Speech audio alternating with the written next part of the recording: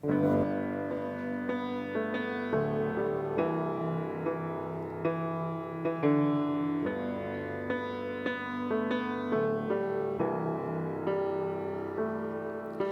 darkness tries to roll over my bones, when sorrow comes to steal the joy I own, when brokenness and pain is all I know, oh, I won't be shaken. No, I won't be shaken. My fear doesn't stand a chance when I stand in your love. My fear doesn't stand a chance when I stand in your love. My fear doesn't stand a chance when I stand in your love.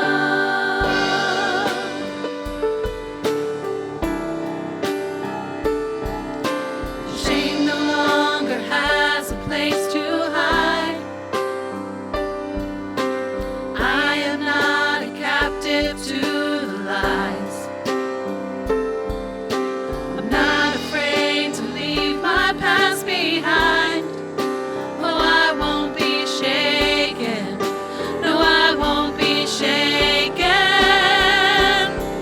My fear doesn't stand a chance when I stand in your love. My fear doesn't stand a chance when I stand in your love. My fear doesn't stand a chance when I stand in your love.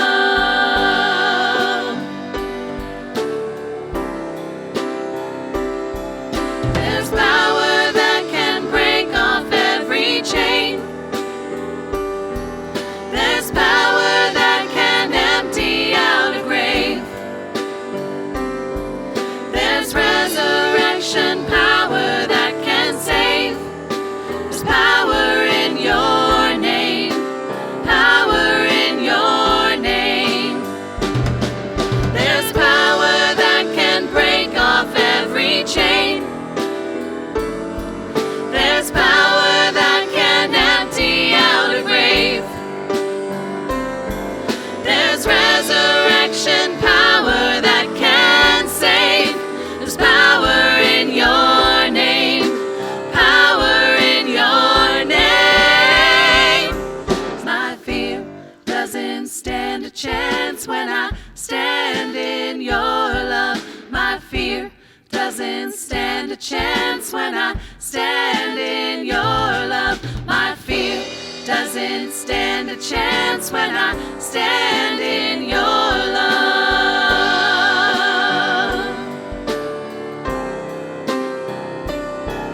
My fear doesn't stand a chance when I stand in your love. My fear doesn't stand a chance when I stand in your love. My fear doesn't stand a chance when I stand in your love.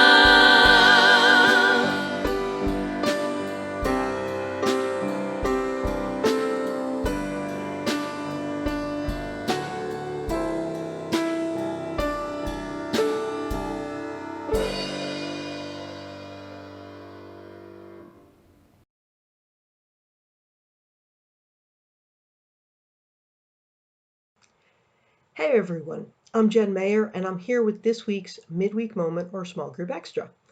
And this week we are talking about the fear of rejection and the ways that God might actually use rejection to help us grow by doing one of three things.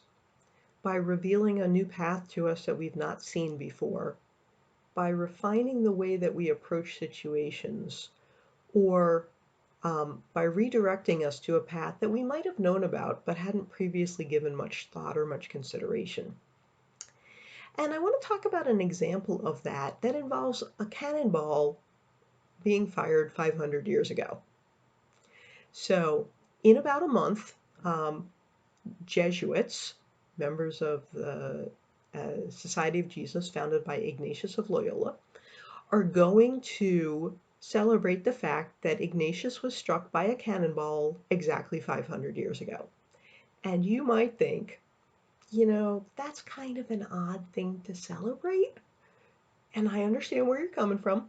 Um, but if you understand Ignatian or Jesuit spirituality, you will understand why they're excited. So let's dive in.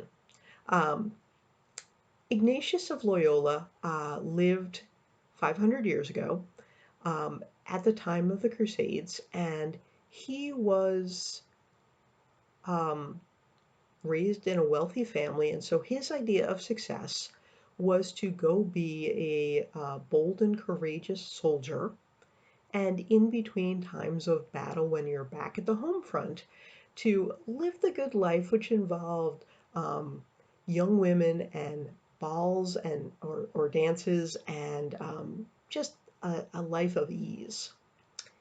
And um, it was devastating for him when he was struck in the leg by the cannonball because it shattered his leg in ways that, without the aid of modern medicine, his only option for any kind of recovery was to be confined to bed for months. And it also became obvious that when the leg healed, it was not going to heal well enough for him to go back into battle. And it was likely to be deformed enough that that would be very obvious in the clothing of the day, and that was likely not going to let him be sort of at the height of popularity with the ladies. And so he really struggled in that time of confinement. It turned out that, without modern conveniences, there were a total of 2 books in the house, which he read both of. One was the Bible, and the other was Lives of Saints. And in that slow and painful time, um, Ignatius's idea of what success was slowly changed from this gallant soldier lifestyle to a saintly lifestyle, and that notion of doing things for the glory of God. Um, and so, as he healed, when he healed, his life took a radically different path, and it took still years and time for it to really gel. But he ended up he ended up founding the order that we now know as the Jesuits, and um, cre- through his own reflection and his own experiences, figuring out what we know as the modern spiritual exercises, and just the whole method of Ignatian spirituality that seeks the will of God in all things. And so, with that in mind, it's very easy to understand why the Jesuits, those with Ignatian spirituality, would celebrate the fact that he was hit by that cannonball, because if he had not been, all of the gains would be gone. All of the things that we consider gains and that we benefit from. And so the question that I'd like to leave you with today, as you contemplate that, is: have you had a cannonball moment in your life where God has kind of forced you to step back and then either revealed a new path, refined or helped you refine the path that you were on, or redirected you to a new path? Have a great day.